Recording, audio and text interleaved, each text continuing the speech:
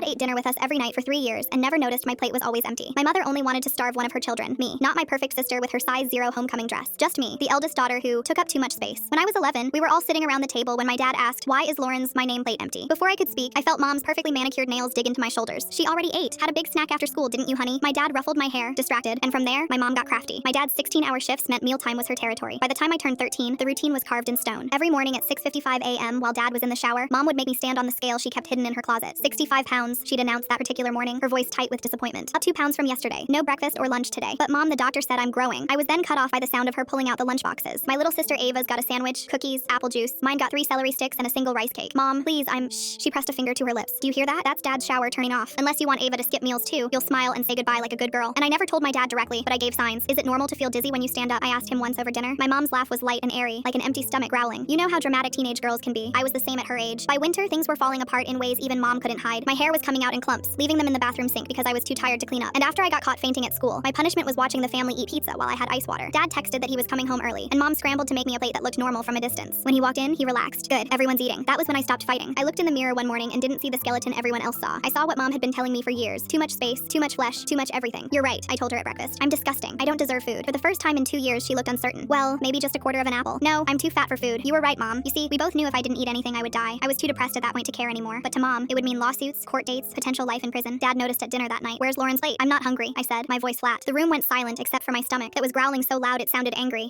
Mom started, but for once she didn't have a lie ready. I haven't seen Lauren eat in 3 days, Dad said slowly, like he was putting pieces together. 2 days later, I collapsed right in front of him. We need to take her to the hospital. So you don't trust me? I'm her mother, my mom responded sharply. That's not what Are you seriously undermining me in front of the girls? Her voice cracked. I do everything, and it's still not enough for you. I'm sorry, you're right, you've been handling it. He dropped it. Then came my award ceremony in May. I won an academic achievement award. Turns out when you can't sleep from hunger, you have a lot of time to study. Walking to the stage felt like moving through water, and on the way up, my dress rode up to show my legs that looked like chicken bones. Someone gasped when I collapsed to the floor, unable to move. Lauren! Dad's voice cut through everything. He was standing, finally seeing what the baggy clothes had hidden. Mom rushed the stage like she'd been shot from a cannon. Eat something, she was screaming, trying to force it into my mouth in front of 300 people. But mom, I said into the microphone, calm as death, you said I'm too fat, remember? Every morning when you weigh me, Dad's entire face stretched as everything clicked at once. The last thing I heard before passing out was Ava's voice, high and scared, finally telling the truth. Mom made me put laxatives in Lauren's food when she did eat. I woke up in the hospital to the sound of Dad crying. 73 pounds, he kept saying. My daughter weighs 73 pounds and I ate dinner with her every night. The doctor's voice was professionally calm, but I could hear the undercurrent of disgust. Mr. Hayes, she's been systematically starved for approximately 3 years. Her heart shows signs of chronic malnutrition. If she'd continued for another 48 hours, we'd be having a very different conversation. Mom played her last card from across the room where a security guard was watching her. He made me do it, she said, voice steady as a snake. He's obsessed with having thin daughters. I was protecting her from worse. They removed Dad from the house that night, pending investigation. Mom's story was convincing enough to create doubt, and Ava was too scared to say anything. And as I lay in the hospital bed, surrounded by heart monitors and IV drips, I smiled, because I knew what I had to do to get revenge on Mom and make it right. Full story on my channel, link below.